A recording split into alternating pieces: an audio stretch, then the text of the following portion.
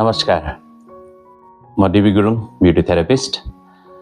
आज हामी तपाईको फेसको लागि कुन फेस वाश राम्रो हुन सक्छ, ओके, यस बारेमा चाहिँ हामी अझै धेरै डिटेलमा चाहिँ बुझ्छौं। आजको टपिक तपाईको फेसको लागि कुन फेस वाशले सबैभन्दा धेरै राम्रो काम गर्न सक्छ। ल आज सुरु गरौँ। बजारमा धेरै प्रकारको फेस वाशहरू छ है। तपाई डिपार्टमेन्टल स्टोर जानुहुन्छ त्यतै छ, ब्युटी पार्लर जानुहुन्छ त्यतै छ, बाहिर जानुहुन्छ त्यतै छ। त फेस वाश अलमोस्ट सबै ठाउँमा छ, ओके। त कसरी चुज गर्ने which face wash is good for you और बेस्ट फर यु। सबभन्दा पहिला कुरा बुझ्नुपर्ने चाहिँ फेस वाशमा के भन्दाखेरि फेस वाश जनरली दुई बेसमा बनाइन्छ। एउटा जसलाई चाहिँ हामीले सर्फ बेस भन्छौं या चाहिँ सर्फेक्टेन्ट बेस भन्छौं, जसलाई युज गर्दाखेरि चाहिँ धेरै नै चाहिँ फिज आउँछ, फाइन। र अर्को आउँछ जसलाई हामीले सल्भेन्ट बेस भन्छौं। सल्भेन्ट बेस भनेको जसले चाहिँ जति फोहोर छ निकाल्छ, तर स्किनको जति बेसिक ऑयल्सहरु रिक्वायर छ त्यसलाई डिस्टर्ब गर्दैन, पीएच लाई डिस्टर्ब गर्दैन।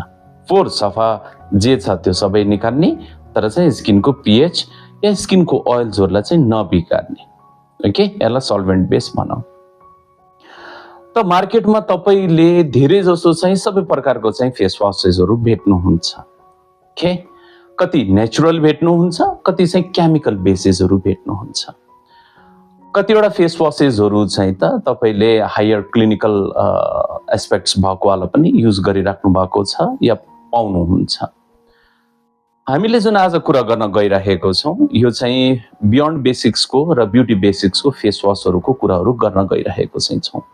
यसमा के प्लस पोइन्ट छ कि तपाईले यसलाई युज गर्दाखेरि चाहिँ विदाउट एनी साइड इफेक्ट तपाईले राम्रो रिजल्ट चाहिँ लिएर आउन सक्नुहुन्छ। सबैभन्दा पहिला बुझौं कि यो फेस वाशहरु चाहिँ के बेसमा छ। नम्बर 1, यो सबै फेस वाशहरु चाहिँ सल्भेन्ट बेसमा छ। इट मीन्स तपाईको स्किनमा चाहिँ यसले कुनै पनि चाहिँ साइड इफेक्ट्सहरु चाहिँ गर्दैन, ओके। पीएच बिग्रिदैन, सफ्टनेस बिग्रिदैन, नन इरिटेटिङ, नन ड्राइङ है, non allergic, non comedogenic, okay. त यो अलमोस्ट सबै चीजलाई चाहिँ सर्टिफाइड भएर चाहिँ प्रोडक्सनमा राखिएको चाहिँ छ, ओके। अब यदि तपाईको स्किन पहिला त फेस वाश एउटा चीज के बुझ्नु पर्छ भने चाहिँ मैले धेरै जसोलाई चाहिँ के देखेको छु भने चाहिँ फेस वाश किन्नुहुन्छ बट विथ नो थीम। हामी तपाईले के पढ्दै हुनुहुन्छ त्यो थीम हुन्छ, ओके। जस्तो तपाईले इन फ्युचरमा चाहिँ सपोज कसैलाई डाक्टरको लाइन जानु छ भने पढ्नु के पर्यो, साइन्स पढ्नु पर्यो हैन, त्यो थीम भयो, ओके। कसैलाई चाहिँ इन्जिनियरिङ गर्नु छ भने चाहिँ म्याथको थीम हुनु पर्यो या फिजिक्सको थीम्सहरु चाहिँ हुनु पर्यो। दैट इज इम्पोर्टेन्ट कि तपाईले के गर्न खोजिराख्नु भएको छ। Same with the product.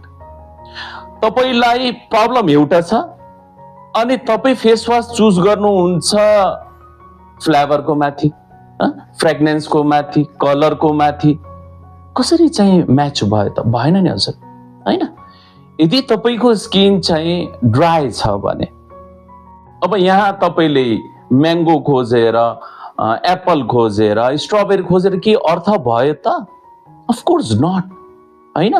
त हामी यहाँ चाहिँ त्यो चीजलाई क्लियर गर्न गइरहेको छौं कि तपाईले नम्बर 1 फेस वाश चुज गर्नु भन्दा अगाडि तपाईको थीमसँग मिल्नु पर्यो कि स्किनमा के चीज प्रब्लम छ।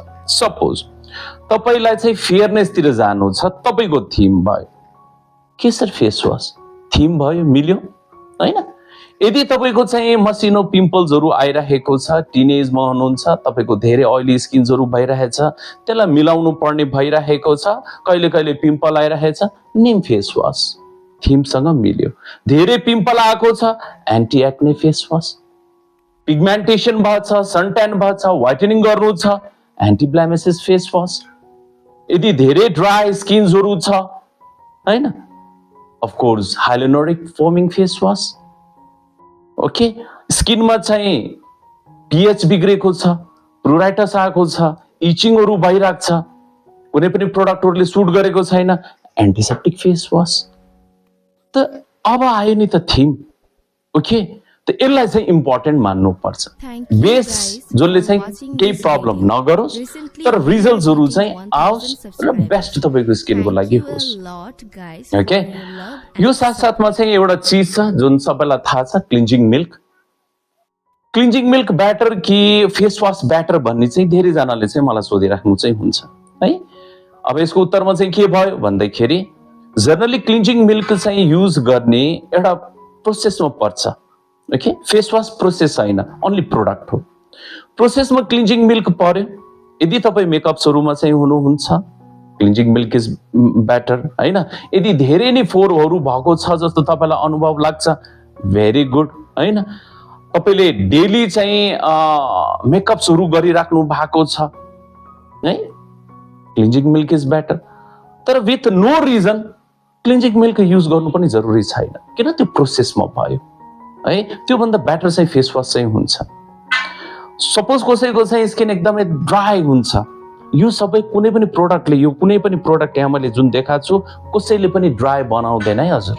इभन निम फेस वासले पनि ड्राई बनाउँदैन, किनभने यसले गरेर पिम्पललाई चाहिँ कन्ट्रोल गर्ने हो कि पिम्पललाई रोक्ने हो। स्किनको pH बिगार्यो भने त फेरि प्रब्लम त कहाँ सल्भ भयो त, भएन नि हजुर होइन। सो क्लिन्जिङ मिल्क पनि दुईटैको हुन्छ। एउटा हुन्छ तपाईँको सर्फ बेस, धेरै जसो क्लिन्जिङ मिल्कमा फिज बहुत धेरै आउँछ होइन। त्यसले के गरिदिन्छ, स्किनको pHहरू चाहिँ सबै बिगारिदिन्छ।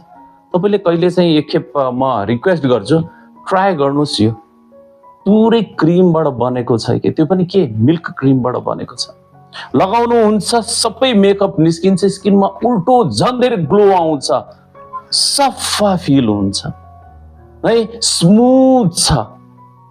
एकछिन पानीले पखाल्यो, लगायो, एकछिन चलायो, हल्का पुस्नुहोस् त सबै फोर निस्किन्छ, स्किन हेर्नुहोस् त ग्लोइङ हुन्छ। Okay, so I recommend this product. So अलिकति त बुझ्नु भयो, प्रोडक्ट टु प्रोडक्ट डिटेलिङ्सहरू पनि बाँकी नै छ। आजको लागि यति नै, थ्याङ्क यू सो मच।